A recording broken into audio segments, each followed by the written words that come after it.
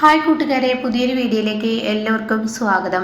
അങ്ങനെ ഭയങ്കര സങ്കടത്തിലാവാണ് കേട്ടോ ഈ പറയുന്ന അരവിന്ദൻ. തൻ്റെ ഭാര്യ പോയി, മേഡം എന്ന് വിളിക്കുന്ന തൻ്റെ ഭാര്യ ഇനി വീട് വിട്ടിറങ്ങിയതിനെ തുടർന്ന് അരവിന്ദൻ ഒരു തരം മരവിച്ചതുപോലെ ഇങ്ങനെ ഇരിക്കുകയാണ് കേട്ടോ. ആ സമയം ഭക്ഷണവുമായി ഹേമ ചെല്ലുകയാണ്. മോനെ, നീ ഇങ്ങനെ സങ്കടപ്പെടാതെ, പിന്നെ ഞാൻ എന്താ വേണ്ടത്?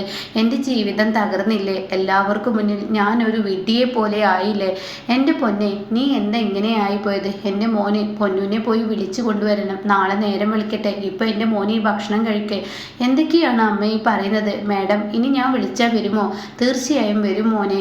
ഇപ്പോൾ അവൾക്കുണ്ടായ സങ്കടത്തിലാണ് അവൾ ഇവിടെ നിന്ന് ഇറങ്ങിപ്പോയത്. ഇനി നീ അവളുടെ കാല് പിടിച്ചിട്ടാണെങ്കിലും ഞാൻ അവളുടെ കാല് പിടിച്ചിട്ടാണെങ്കിലും നമുക്ക് നാളെ അവളെ ഇങ്ങോട്ടേക്ക് കൊണ്ടുവരണം. അത് കേട്ട ഉടൻ തന്നെ അമ്മേ, എന്തിനാണ് എല്ലാവരും കൂടി എൻ്റെ ജീവിതം ഇങ്ങനെ തകർക്കുന്നത്?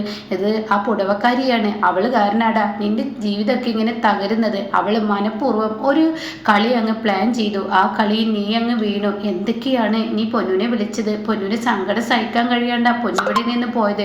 അതുകൊണ്ട് എൻ്റെ മോനോട് ഞാൻ പറയാം, പൊന്നു ഇവിടെ നിന്ന് പോയെങ്കിൽ തിരികെ കൊണ്ടുവരേണ്ടത് നമ്മുടെ ആവശ്യമാണ്. നീ ഒരു കാര്യം ചിന്തിക്കണം. അവളുടെ ജോലി അത് നിന്റെ പവറാണ്, അത് നീ ചിന്തിക്കണം. അവളെ നീ മേഡെന്ന് വിളിച്ചെങ്കിലും നീ അവളുടെ പിന്നാലെ നടന്നെങ്കിലും നിനക്ക് നല്ലൊരു ജീവിതമാണ് കിട്ടിയിരിക്കുന്നത്. ആ പുടവക്കാരിക്ക് അത് അസൂയാണ്. അവളുടെ ഭർത്താവ് അവളുടെ കാൽച്ചുവട്ടിലല്ലേ എന്നൊക്കെ ഇങ്ങനെ പൊന്നുവിനെ കുറിച്ച് പറയണം കേട്ടോ. ഇതൊക്കെ കേൾക്കുന്ന ശരിയെന്ന ഭാവത്തിൽ നിൽക്കുകയാണ്.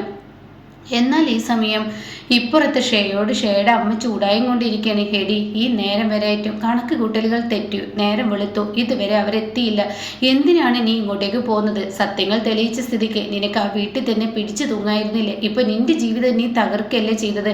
ദേ അമ്മേ, ഒന്നും ഇണ്ടാതിരിക്കുന്നുണ്ടോ? ഒത്തിരിയായി ക്ഷമിക്കുന്നു. ഇനി ക്ഷമിക്കാനൊന്നും എന്നെ കൊണ്ട് പറ്റത്തില്ല. ഇതേ ഞാൻ ഒരു കാര്യം തീരുമാനിച്ചിട്ടുണ്ടെങ്കിൽ അതുപോലെ തന്നെ നടക്കും. അതുപോലെ നടന്നില്ലെങ്കിൽ നീ എന്താ കാണിക്കുക? അവരിങ്ങോട്ടേക്ക് വരുന്നുള്ള നിന്റെ പ്രതീക്ഷയൊക്കെ ഇനി താളം തെറ്റുക. ഈ അമ്മ പറയാനുള്ളത് പറഞ്ഞു എന്നും പറഞ്ഞിട്ട് ഷേയുടെ അമ്മ അവിടെ നിന്ന് പോവുകയാണ് കേട്ടോ. അങ്ങനെ ശ്രേയ ഇങ്ങനെ മനസ്സിൽ ചിന്തിക്കുകയാണ്, ഈശ്വര, നേരം 9 മണി കഴിഞ്ഞു, ഇതുവരെയും അവരെ കാണുന്നില്ല. എൻ്റെ പ്രതീക്ഷ തെറ്റുകയാണോ? എൻ്റെ അമ്മ പറഞ്ഞതുപോലെ ഈശ്വര, ഞാൻ ചിന്തിച്ചത് അവരെൻ്റെ അടുത്തോട്ട് വരുന്ന ആ തള്ളയും മകനും, പക്ഷേ ആ തള്ളയും മകനും വരുന്നു കാണുന്നില്ലല്ലോ. ആ സമയം ആകാശും ഈ പറയുന്ന ഹേമയും ഗേറ്റ് കടന്ന് വരുന്നുണ്ട് കേട്ടോ. അത് ശ്രേയക്കറിയില്ല. അങ്ങനെ ശ്രേയയുടെ ഉള്ളിൽ നെഞ്ചിടിപ്പ് തുടങ്ങി. ഈശ്വര, കണക്ക് കൂട്ടലുകളൊക്കെ അമ്മ പറഞ്ഞതുപോലെ തെറ്റിപ്പോയോ? ഇനി ഈ അരവിന്ദൻ വരില്ലേ എന്നുള്ള പേടിയോടുകൂടി നിൽക്കുമ്പോൾ ആരോ ബെല്ലടിക്കുന്നു. ഇത് കാണുന്ന ശ്രേയ ഓടിച്ചെന്ന് കതക് തുറക്കുമ്പോൾ താൻ കാണുന്ന കാഴ്ച ഈ പറയുന്ന ഹേമയെയും അതുപോലെ തന്നെ അരവിന്ദനെയാണ് കേട്ടോ. ഒന്നും നോക്കില്ല, ശ്രേയ കതക് അങ്ങ് കൊട്ടി അടക്കുകയാണ്. അവരാണെന്ന് കാണുന്ന ശ്രേയ പൊന്നെ എന്നുള്ള വിളി കേൾക്കുമ്പോഴേക്കും അവരുടെ മുഖത്തോട്ട് കതകടച്ചിരിക്കുന്നു കേട്ടോ. ഇതങ്ങ് കാണുമ്പോൾ ഹേമക്ക് സങ്കടമാവാണ്, അരവിന്ദന് സങ്കടമാവാണ്. ഡാ, നമ്മുടെ പൊന്നു വലിയ കലിപ്പിലാണ് എന്ന് പറഞ്ഞിട്ട് വീണ്ടും വെല്ലടിക്കാണ്. അപ്പോഴേക്കും ഷേയുടെ അമ്മ പുറത്തോട്ട് കടന്നു വരികയാണ്. ആരാ മോളെ വന്നത്? അത് അവരാണ്. അമ്മ എന്നെ കുറേ വഴക്ക് പറഞ്ഞല്ലോ, ഇപ്പോൾ കണക്ക് കൂട്ടലുകൾ പിഴച്ചില്ലേ? എന്നിട്ട് നീ വാതിൽ തുറന്നു കൊടുത്തില്ലേ? ആ വാതിൽ തുറന്നു, എന്നിട്ട് അവരുടെ മുഖത്തോട്ട് ഞാൻ കതകങ്ങ് കൊട്ടിയടിച്ചു. എന്തൊക്കെ വിട്ടിത്തരമാണ് നീ കാണിച്ചു കൂട്ടുന്നത്? നിന്റെ കളികൾ പിഴച്ചു പോകുന്നുണ്ടോ എന്നൊരു സംശയം. ദേ, ചിലപ്പോൾ ആ അരവിന്ദൻ ഇനിയിപ്പോൾ ആ ഹേമയും കൂടി ഇവിടെ നിന്ന് തിരിച്ചറിഞ്ഞിപ്പോയാൽ നീ എന്താ കാണിക്കുക? അവരുടെ മുന്നിലോട്ട് നീ പോണ്ടി വരില്ലേ? അതൊന്നും ഉണ്ടാവില്ല. ഇനി അമ്മയുടെ റോളാ. അമ്മ പോയി കഥക് തുറന്നേക്ക്, എന്നിട്ട് എന്നെക്കുറിച്ച് കുറച്ച് കൂട്ടി പറഞ്ഞേക്ക്, കലിപ്പിലാണ് അങ്ങനെയൊക്കെ അങ്ങ് പറഞ്ഞേക്ക്. അത്രയും അപമാനം ഇനി താങ്ങാൻ പറ്റത്തില്ല എന്നൊക്കെ അമ്മയുടേതായ ആ വാക്കുകൾ അമ്മ അങ്ങ് തട്ടിക്കൂട്ടിക്കോ. ഇത് കേൾക്കുന്ന ശ്രേയയുടെ അമ്മയല്ലേ, ഒട്ടും കുറവ് വരില്ല. പിന്നീട് കഥക് പോയി തുറക്കണം. അപ്പോഴേക്കും ഹേമ, പൊന്നു ഞങ്ങളെ കണ്ടപ്പോൾ വാതിലടച്ചു. അവളെ പറഞ്ഞിട്ട് കാര്യമില്ലല്ലോ. അരവിന്ദൻ എന്തൊക്കെയാണ് അവളെ വിളിച്ചത്? എത്രയായാലും ഒരു പെണ്ണല്ലേ. സ്വന്തം ഭർത്താവിനോട് ഒരു തെറ്റും ചെയ്യാത്ത അവള് നിങ്ങളെല്ലാവരും കുറ്റപ്പെടുത്തിയപ്പോൾ അവളുടെ മനസ്സിലുള്ള വേദന നിങ്ങൾ ഓർക്കണം. അപ്പോഴേക്കും ഹേമ പറയണ, പൊന്നുവിനെ ഞങ്ങൾ ആരും കുറ്റപ്പെടുത്തിയിട്ടില്ല. ഞാൻ എൻ്റെ പൊന്നുവിനെ ഒരു വാക്കുകൊണ്ട് പോലും നോവിച്ചിട്ടില്ല. എനിക്കിത് തുടക്കത്തിലേ അറിയായിരുന്നു. ആ ചാരു, ആ സാരി വെക്കുന്നവൾ അവളുടെ കളിയാണെന്ന്. അപ്പോഴേക്കും അരവിന്ദൻ പറയണ, മേഡം എവിടെ? മേഡം വലിയ ദേഷ്യത്തിലാണ് അരവിന്ദ എന്നിങ്ങനെ ശ്രേയയുടെ അമ്മ പറയുമ്പോൾ മേഡം ഹോളിൽ നിൽക്കുന്നു കേട്ടോ. അങ്ങനെ ശ്രേയയുടെ അരികിലോട്ട് ഓടിച്ചെല്ലാണ്.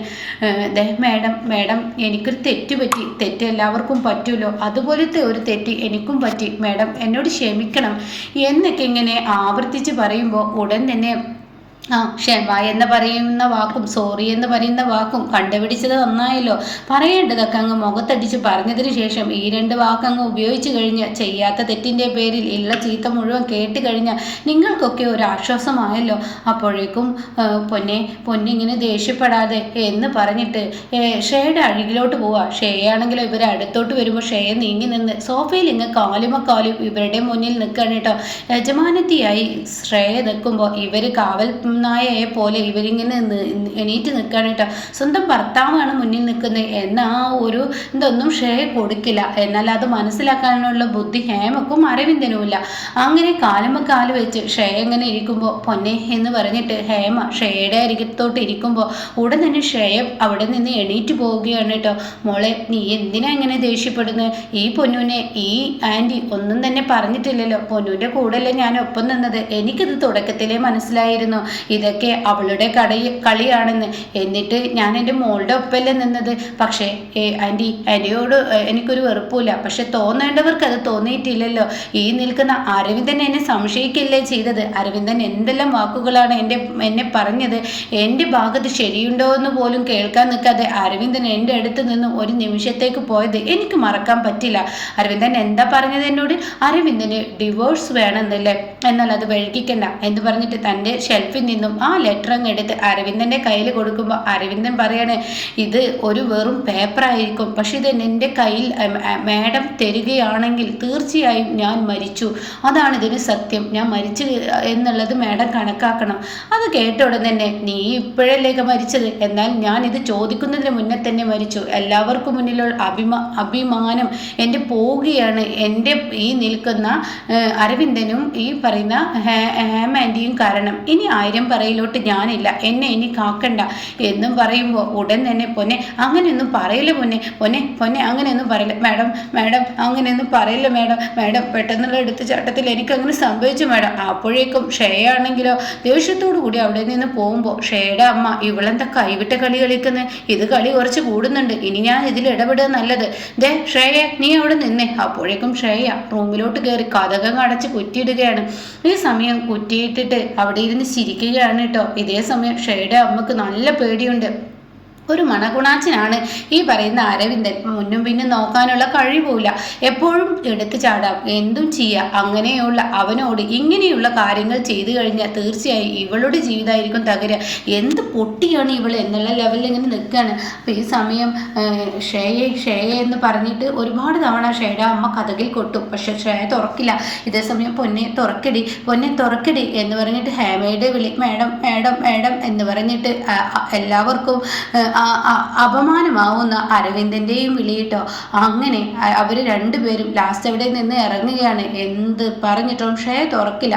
അങ്ങനെ ആ പടി അവരങ്ങ് ഇറങ്ങി പോവുകയാണ്. മോനെ നമുക്കിപ്പോൾ പോവാം, അതായിരിക്കും നല്ലത്. നമുക്ക് നമ്മുടെ മോളുടെ ദേഷ്യമൊക്കെ ഒന്ന് കുറയട്ടെ, അതിനുശേഷം സംസാരിക്കാം. അപ്പോൾ ഷേയുടെ അമ്മ പറയണേ ശരിയാണ്, അവൾക്കിപ്പോൾ വലിയ ദേഷ്യത്തിലാണ്. അവൾ ആർക്കും മുന്നിലും തലകുനിച്ചിട്ടില്ല, പക്ഷെ ആകെ തലകുനിച്ചത് ഈ അരവിന്ദന് മുന്നിലാണ്.